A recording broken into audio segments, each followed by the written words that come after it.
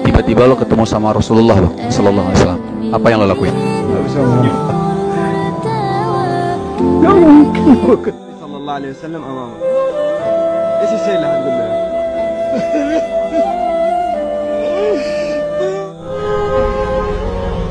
قبل يداه ورجلاه قدماه ماذا تقول؟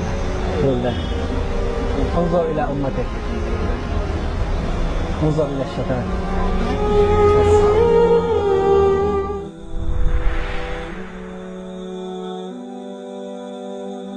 Assalamualaikum warahmatullahi wabarakatuh, sahabat inspirasi. Di tengah dunia yang semakin bising, di mana waktu kita habis untuk scroll layar dan kejar dunia, pernahkah kamu diam sejenak dan merenung bagaimana jika Nabi Muhammad SAW hadir di hadapanmu? Apakah kamu akan menyambutnya dengan senyum dan bangga menunjukkan dirimu? Ataukah kamu justru menunduk malu karena merasa tak pantas? Sebelum kita simak bagaimana para ulama besar dunia seperti Syekh Ali Jum'ah, Mufti Meng, dan saudara-saudari muslim dari berbagai negara menanggapi pertanyaan ini, mari kita buka hati terlebih dahulu dengan mengenang sosok luar biasa yang kita rindukan itu. Siapa lagi kalau bukan baginda Nabi Muhammad SAW. Nabi Muhammad SAW bukan hanya seorang nabi. Beliau adalah rahmat bagi seluruh alam. Di saat orang lain tidur nyenyak, beliau sujud di malam hari, menangis, memohonkan ampun, bukan untuk dirinya, tapi untuk kita semua umatnya. Ketika beliau dihina, dilempari batu di Taif hingga berdarah, beliau tidak membalas, melainkan berdoa, "Ya Allah, beri mereka petunjuk karena mereka dalam ketidaktahuan."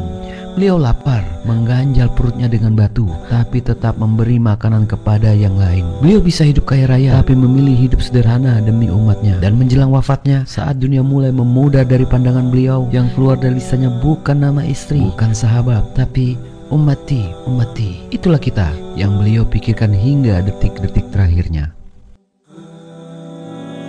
Then he asked, had the people prayed, and I'm making a very long story short, because he couldn't get up. He was passing out unconscious. He asked for buckets of water to be brought, 7 of them, and dumped them on him. This is also part of the prophetic healing. Brothers and sisters, if your children get ill with fever, put water on them.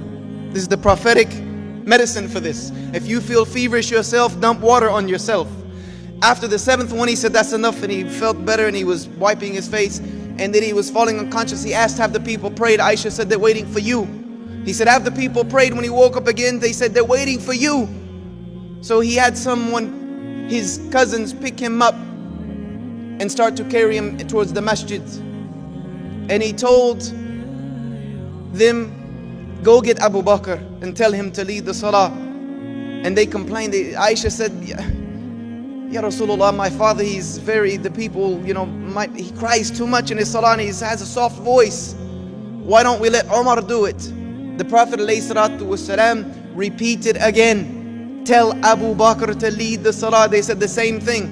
After that, he was very firm with them. Tell Abu Bakr to lead the salah. He was not taking any other recourse. And Abu Bakr was hiding. Abu Bakr, they had to go find him because Abu Bakr did not want to step in front of the Prophet ﷺ while he was alive. But Abu Bakr went to lead the salah, and our Prophet ﷺ was brought forward. He saw that Abu Bakr was in front of the people and he smiled. But then Abu Bakr tried to step back, and our Prophet motioned to him ﷺ to stay. No, stay. And he had a chair put next to Abu Bakr, and he prayed with him in the front, right next to him. After the salah, our Prophet, very weak, barely able to speak, he delivered another long sermon about taking care of the Ansar. How the Ansar was so special to him, but they would become very few in number like salt in a big bucket of water, so make sure you take care of them. And he praised the Muhajirun. But then listen what he said. The first thing he said was, if I've ever harmed any of you, this is the best of Allah's creation, saying, if I've ever harmed any of you, and if I owe anything to any one of you, if any one of you thinks that I owe him something or have done him some wrong, then take your rights back from me now. Dan kini pertanyaan itu mengarah kepada kita semua. Apa yang akan kita lakukan jika Nabi Muhammad SAW berada di hadapanmu? Bayangkan, beliau berdiri di hadapanmu, menatap matamu, mengetahui seluruh isi hidupmu, chatmu, postinganmu, playlistmu, isi hatimu. Apakah engkau siap menunjukkan semua itu kepadanya? Pertanyaan ini juga diajukan kepada tokoh-tokoh muslim dunia seperti Syekh Ali Jum'ah dengan suara berat dan mata berkaca-kaca menjawab dengan penuh kerendahan hati. Begitupun juga Mufti Meng, dia menunduk dan merasa rendah diri. أنا أعتقد أنني لو كنت حاضرا في ذلك اليوم لاختفيت وراء نخلة أو وراء جدار ولراقبته من البعيد، فهذا شأننا معه صلى الله عليه وسلم، لأن النظر إليه والإحاطة به لا تكون إلا للكمل من الرجال، ونحن لم نرقى هذا الرقي، ولو كنا نرقى هذا الرقي لخلقنا الله سبحانه وتعالى في تلك الأسباب. You had the chance to speak with the most noblest of creation, Muhammad sallallahu alaihi wasallam. How would that conversation go? It's an amazing question. Subhanallah. I wouldn't even be able to say much. I mean, as much as there'd be a lot that we'd like to say, but I think it would only be correct to leave the moment for him to say, to guide, to give. But who are we in comparison to? There's no comparison. We are nothing. He is the messenger, sallallahu alaihi wasallam. The instructions given through him by Allah subhanahu wa ta'ala, it would only be that you just let him, take over completely. And it will happen inshallah in the akhirah. I mean, who said no?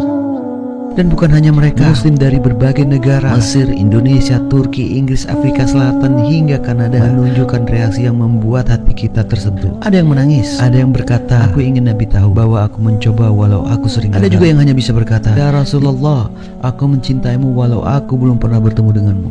Dan untuk lebih jelas, mari kita simak video bagaimana bila Nabi Muhammad berada di depan saudara-saudari kita muslim dari berbagai penjuru dunia. Kalau tiba-tiba lo ketemu sama Rasulullah lo, sallallahu alaihi wasallam, apa yang lo lakuin? Nggak bisa ngomong.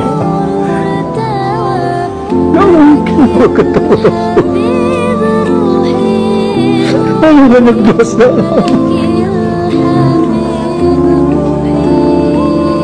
Nggak mungkin lah.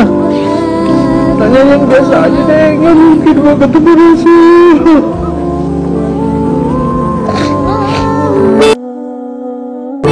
صلى الله عليه وسلم أمامك. إيش الشيء اللي هتقول له؟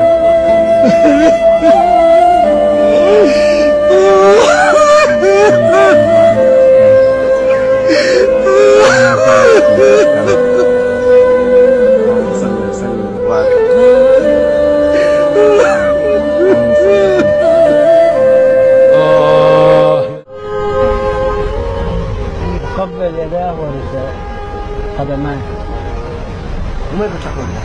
قل له انظر إلى أمتك، انظر إلى الشفاة.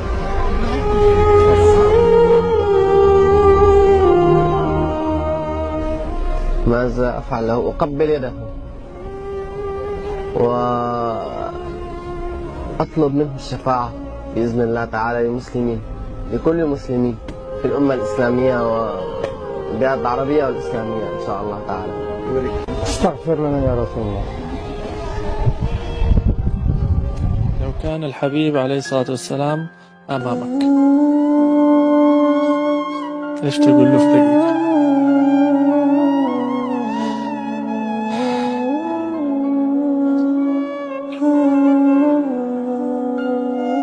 مش عارف،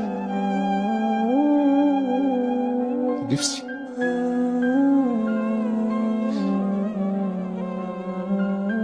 يعني لا صورة صعبة تحت انتباه صعب عليه الصلاة والسلام. عليه الصلاة والسلام.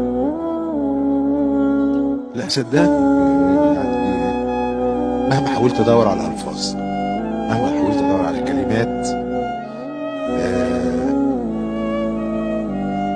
الكلام اللي يقول اللي جوانا، مش عارف.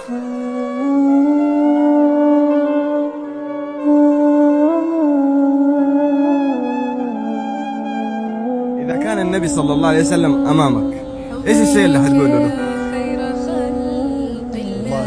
تخيل المشهد. مشهد عظيم. أقول له أنا بحبك. يا الله.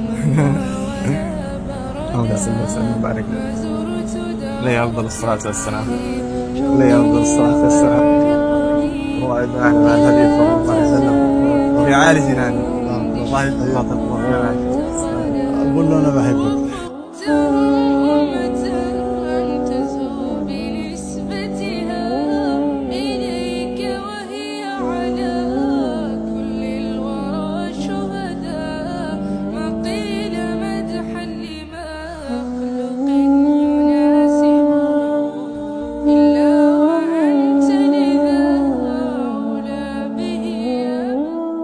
If you could ask Prophet Muhammad sallallahu alaihi wasallam anything, what would it be? Can I hang out with you alone for a few minutes?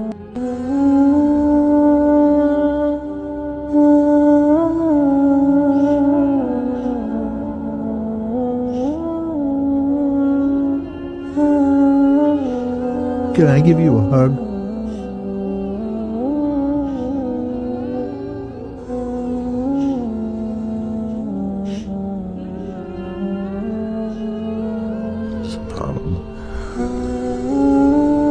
Demikianlah sahabat inspirasi, bagaimana respon mereka ketika ditanya bagaimana bila Nabi Muhammad berada di hadapan kalian dan apa yang akan kalian lakukan. Banyak yang terharu, banyak juga bingung harus berkata apa karena mereka merasa dirinya tidak pantas di depan Nabi Muhammad SAW. Sahabat inspirasi, cinta itu bukan hanya di bibir, tapi di perbuatan. Jika kita mencintai Nabi Muhammad SAW, tunjukkan dengan menjaga sholat, menjaga lisan, menebar kasih, mengamalkan sunnah, berdakwah dengan akhlak. Jangan sampai kita termasuk orang yang malu berdiri di hadapan beliau nanti karena hidup kita jauh dari apa yang beliau perjuangkan.